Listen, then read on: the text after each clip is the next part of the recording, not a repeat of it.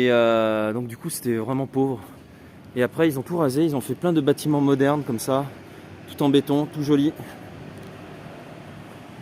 Et ça a complètement changé le style du quartier. Un magasin de fringues, vélo. Il y a des trucs de fitness aussi.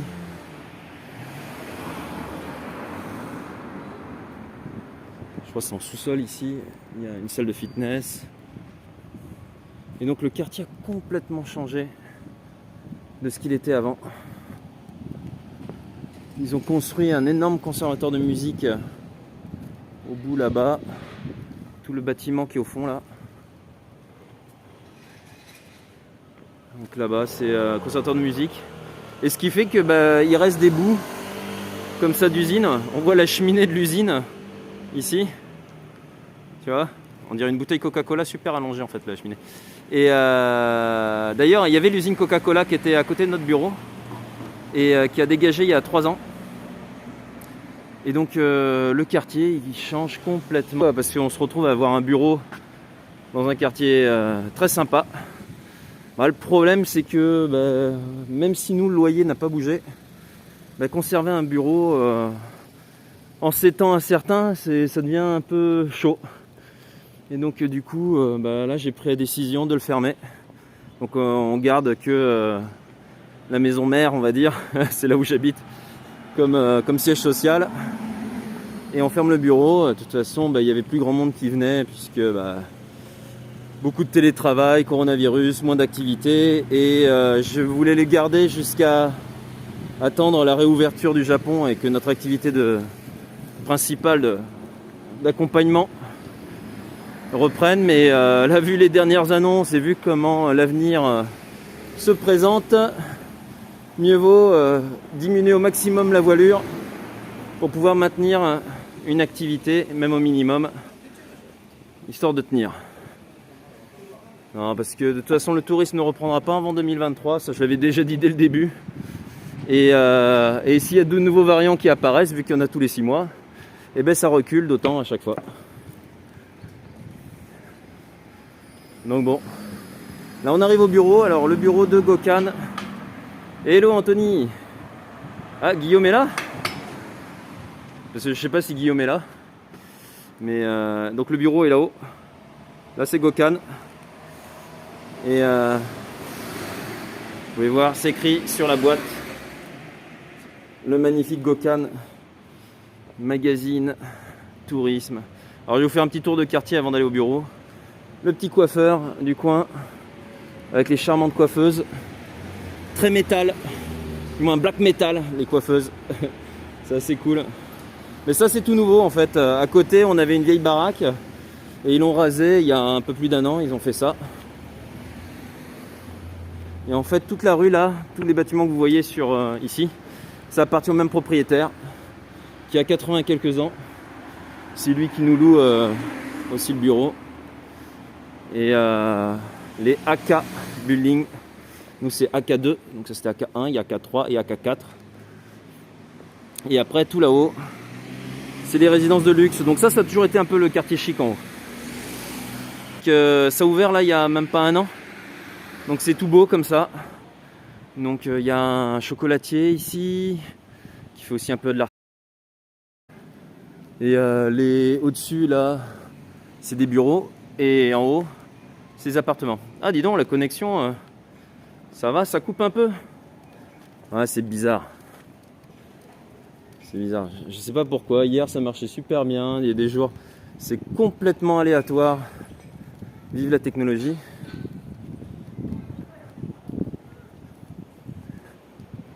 Donc je sais pas si ça coupe aussi quand je parle du coup, si vous entendez tout ce que je raconte. Bon, de toute façon, je fais juste un petit tour. Et puis ça va être le bureau. J'ai plein de choses à faire, plein de trucs à ranger. Parce que comme je dis, donc on a 3 mois de préavis. Et donc et du coup, mais c'est pour ça, vous voyez, les gens super sympas. Bon, le Japon c'est quand même, tout le monde a vu, faisait coucou. Hier c'était des petits vieux avec qui on a sympathisé.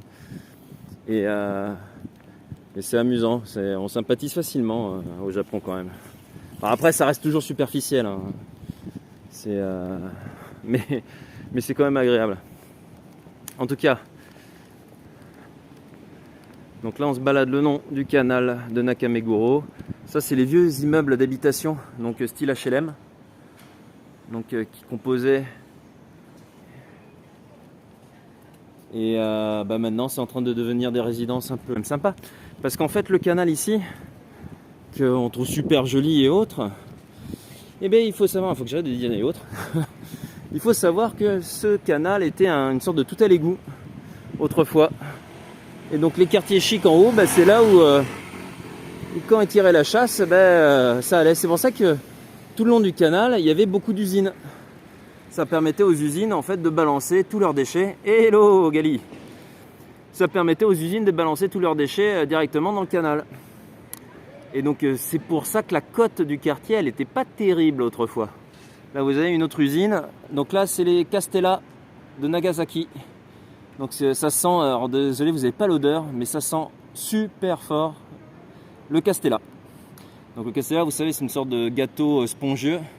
En fait c'est un gâteau portugais à la base, qui est devenu la spécialité de Nagasaki, à découvrir dans le Gokkan Kyushu, qui est en ce moment entre les mains de votre postier, pour ceux qui l'ont commandé.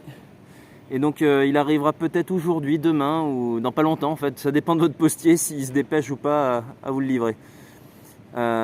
Donc du coup en fait les usines elles étaient tout le long de ce canal pour tout simplement déverser leurs déchets facilement. Et c'est pour ça que le quartier était très peu coté et personne ne voulait vivre ici parce qu'il y avait aussi les odeurs et autres. Depuis il y a plein de normes qui ont été mises en place et forcément l'eau elle est devenue clean. Et les usines sont en train de disparaître petit à petit pour se délocaliser plus en banlieue ou autre. Et ainsi laisser la place aux promoteurs pour construire de belles résidences. Et des trucs bien branchés. Et je vais vous montrer le truc le plus branché. Alors ceux qui suivent déjà les lives depuis le début, je les ai déjà baladés pas mal de fois dans le quartier pour faire mes tests. Donc du coup vous allez reconnaître en fait là où je vous emmène. Un bâtiment signé Kuma Kengo, donc le fameux architecte du stade olympique, très célèbre architecte japonais qui aime bien mélanger bois et métal, verre, un petit peu de béton, mais moins que Tadao Ando.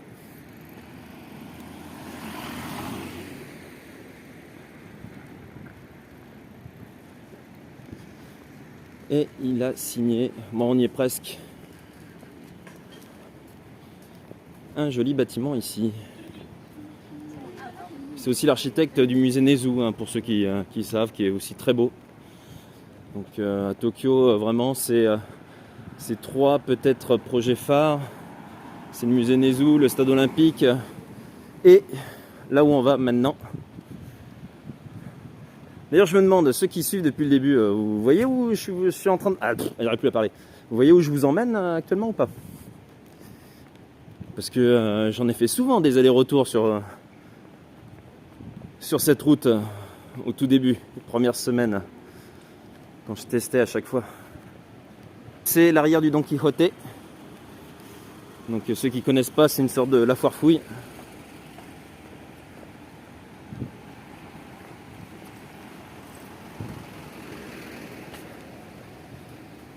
Ah, on a passé le chocolatier. Ah, on a passé le chocolatier, je me souviens même pas parlé. Il y a un très bon chocolatier, mais un vrai, ils font le cacao ici même. Je l'ai passé, j'avais déjà emmené une fois. Yes, tu te souviens? Là, c'est une sorte d'école de danse. Un peu salle de danse, école de danse. On voit souvent des jeunes faire un peu comme de la K-pop, mais là du coup c'est plus de la J-pop. Et c'est quand même assez grand le bâtiment. Il y a pas mal de salles de musique aussi. C'est pour devenir la nouvelle star. C'est écrit. Côté c'est une jolie résidence. Et donc faut imaginer, ça devait être une usine, vu la taille des zones. Ça devait être des usines ici. Et c'est devenu comme ça.